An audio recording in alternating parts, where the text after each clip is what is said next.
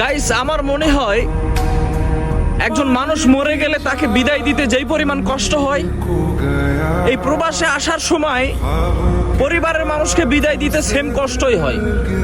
এটা একমাত্র সেই বুঝবে যে পরিবারের মানুষকে বিদায় দিয়ে প্রবাসে আসছে। আমার মনে হয় এই দুনিয়ার যত কান্না আছে সব কান্নার মাঝে যদি একটু আবেগ থাকে, এই প্রবাসে আসার টাইমে মা যে সন্তানের জন্য কান্না করে, এই কান্নার ভিতরে কোনো আবেগ নাই, শুধু ভালোবাসা আর ভালোবাসা। এই মুহূর্তটা অনেক কষ্টের, এটা সবাই বুঝবে না, একজন প্রবাসী শুধু বুঝবে এই কষ্টটা। গাইস, এই ভিডিওটা একটু শেয়ার করে দিবেন আর চ্যানেলটা একটু সাবস্ক্রাইব করে রাখবেন, যেন আপনার ভাইয়ে আরো সুন্দর সুন্দর ভিডিও আপলোড করার মতো সুযোগ পায়। Thank you so much.